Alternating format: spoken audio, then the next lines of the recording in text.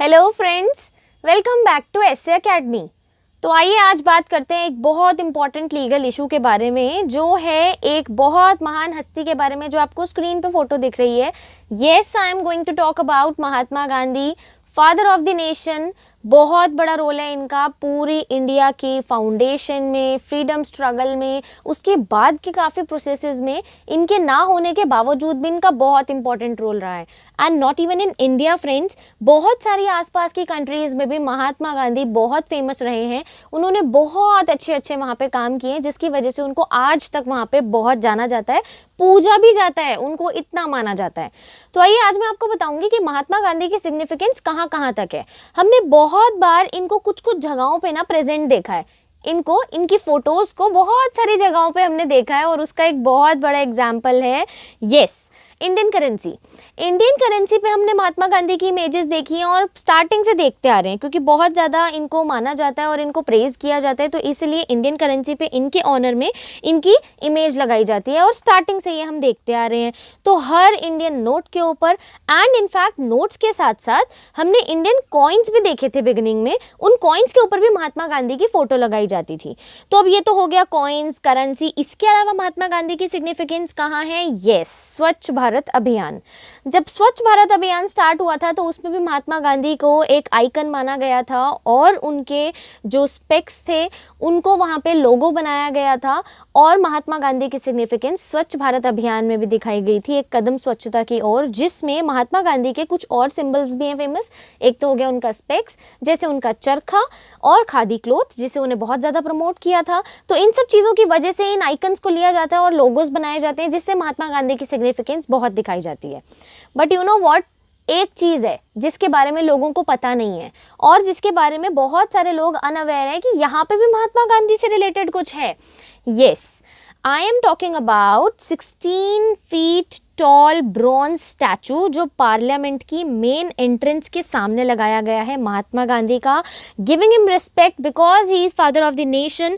तो एक सिंबलिक उनके प्रेजेंस वहाँ पे दिखाने के लिए ये बहुत बड़ा और बहुत सुंदर स्टैचू उनका वहाँ पे बनाया गया है। हिस्ट्री में रिकॉर्ड हुआ है ये स्टैचू, जैसे स्टैचू ऑफ यूनिटी बनाया गया था वैसे ही ये सेम स्टैचू बनाया गया है। और ये स्टैचू बहुत पुराना है, बट हमारी कंटेम्प्रेरी हिस्ट्री में इसको इतना ज़्यादा काउंट करके किसी के आगे दिखाया नहीं गया है। बट पार्लियामेंट में इस स्टैचू की बहुत इंपॉर्टेंस है, जिसमें महात्मा गांधी लोटस पोजीशन में बैठे हुए हैं और एक म्यूट विटनेस बन के बैठे हुए हैं, जो सारी चीज़ों को देख रहे हैं, जो प्रोटेस्ट हो रहे हैं, जो वहाँ पे डिबेट्स होती हैं पार्लियामेंट में। ऐसा माना जाता है कि he is watching all these law makers जो ये प्रोटेस्ट कर रहे हैं, जो डिबेट्स कर रहे हैं।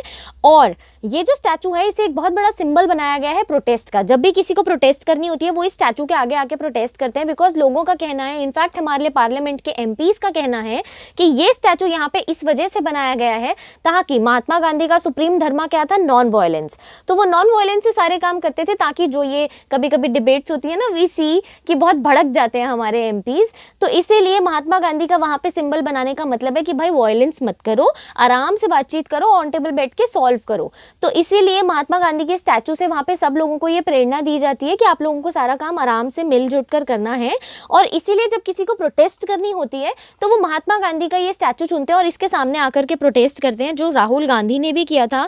फर्स्ट प्रोटेस्ट जो थी वो राहुल गांधी ने ही करी थी पार्लियामेंट में, जो बीजेपी एमपीज के फ्रीक्वेंट डिस्ट्रप्शन के खिलाफ उन्होंने इस स्टैचू के आगे उन्होंने आकर के की थी। And with an active member of Lok Sabha Jyotiraditya Scindia, उनके साथ उन्होंने यहाँ पे प्रोटेस्ट किया था। तो इसी के साथ साथ बहुत सारे ऐसे एमपीज आ चुके हैं जिन्होंने आकर के महात्मा गांधी के स्टैचू के सामने बैठकर वो बोलते हैं। एंड इनफैक्ट वो बोलते नहीं है, वो वहाँ पे आके ना मूक प्रदर्शन करते हैं, चुप हो जाते हैं, just they take banners in their hand, जिस पे राहुल गांधी जी ने भी ये लिखा था, please hear us, we want to speak. तो इसीलिए उन्होंने अपनी बात रखने के लिए ये तरीका चुना, और बहुत सारे एमपीज ये सारी चीज़ें सुन चुके हैं, देख चुके हैं कि कैसे महात्मा गांधी के स्टैचू को एक जरिया समझा जाता है कि उसके सामने लोग आकर के अपने आप को प्रदर्शन करते हैं और अपनी बात को उनके सामने रखने का एक तरीका चुनते हैं। तो बहुत सारी ऐसी चीज़ें हुई हैं। इनफैक्ट कोविड पैंडमिक दौरान भी अभी 8 राज्यसभा एमपीज जो थे और तृणमूल कांग्रेस के भी एमपीज, उन सब ने मिल करके अपनी first overnight sit in protest करी थी इस स्टैचू के सामने, जिसमें उन्होंने सिंपल लॉन के आगे शीट्स बिछा करके वो बैठ गए थे और उन्हें अपनी प्रोटेस्ट करनी थी। तो उसमें इसके आगे करी थी। तो एक सिंपल बात आप लोगों को ये बताई जा रही है कि जो महात्मा गांधी का ये स्टैचू है इसकी बहुत इंपॉर्टेंट सिग्निफिकेंस है। एंड यू नो व्हाट, ये सिर्फ एक स्टैचू नहीं है जो यहाँ पे है, ये स्टैचू आसपास बहुत सारी कंट्रीज में फैला हुआ है। द सेम स्टैचू जो आपको अभी स्क्रीन पर दिख रहा है इंडियन पार्लियामेंट के सामने, यही सेम स्टैचू नीदरलैंड्स में बनाया गया है और कोई जगह नहीं छोड़ी गई है महात्मा गांधी के स्टैचूज के लिए भाई। Amsterdam, San Francisco, UK, USA and South Africa, तो ऑब्वियसली वहाँ पे उन्होंने इतनी ज़्यादा प्रोटेस्ट करी थी, सत्याग्रह किए थे, तो बहुत ज़्यादा इंपॉर्टेंट है महात्मा गांधी का ये स्टैचू जिसे सब जगह बनाया गया है। अब मैं आपको एक हिस्ट्री की बात बताती हूँ कि ये जो स्टैचू है ये पहले वैसे पार्लियामेंट में इंस्टॉल नहीं किया गया था, बट फिर जब पार्लियामेंट की कंस्ट्रक्शन हुई थी तो पार्लियामेंट के मेन गेट के आगे इस स्टैचू को इंस्टॉल किया गया। पहले इसकी इंस्टॉलेशन होनी थी इंडिया गेट पर। इंडिया गेट से एक स्टैचू था किंग जॉर्ज 5 का, वो स्टैचू हटा दिया गया था और वहीं पे कैनोपी में महात्मा गांधी के स्टैचू को इंस्टॉल किया जाना था।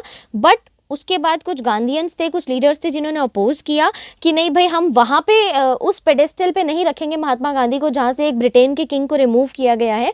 तो उसके बाद फिर ये डिसाइड किया गया कि ओके, हम पार्लियामेंट की मेन एंट्रेंस पे महात्मा गांधी का स्टैचू लगाएंगे and gate number 1, mind it, gate number 1 में ये उसकी मेन एंट्रेंस पर ये स्टैचू रखा गया है। This is very major question which is asked in so many competitive exams, law exams and in fact the SSC exams, so many exams, ये सारे क्वेश्चन पूछे जाते हैं महात्मा गांधी के स्टैचू से रिलेटेड।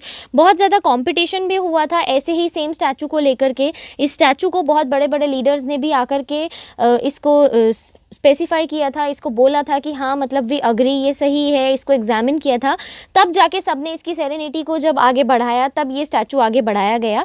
इनफैक्ट ऐसा ही सेम स्टैचू, इसकी कुछ कॉपीज़ हैं in India only, one is in Gujarat, another is in Hyderabad, और ऐसा ही सिमिलर स्टैचू 27 फीट हाई जो है वो कर्नाटका विधानसभा में भी है। सो जस्ट फॉर इन्फॉर्मेशन कि महात्मा गांधी के स्टैचू को इतना पूछा जाता है और उनको इतना फेमस किया गया है बिकॉज ही शुड बी, उन्होंने इतने बड़े बड़े काम किए हैं, तो उनको इतनी बड़ी इंपॉर्टेंस और इतना बड़ा दर्जा दिया गया है कि पार्लियामेंट की मेन एंट्रेंस पे महात्मा गांधी का एक स्टैचू है जिसमें वो लोटस पोजीशन में बैठे हैं, और ये बात मोस्ट ऑफ द इंडियंस को पता ही नहीं है, they are unaware about this. तो इसीलिए मैंने आज ये वीडियो बनाई ताकि आपको इस महान हस्ती के बारे में एक और मैं इंपॉर्टेंट बात बता सकूं। तो चैनल को सब्सक्राइब करो, वीडियो पसंद आई हो तो लाइक करो और comment with your suggestions and questions. फटाफट से ऐसी बहुत सारी लीगल अवेयरनेस वाली वीडियोज आपके सामने आती रहेंगी। Thank you for watching friends.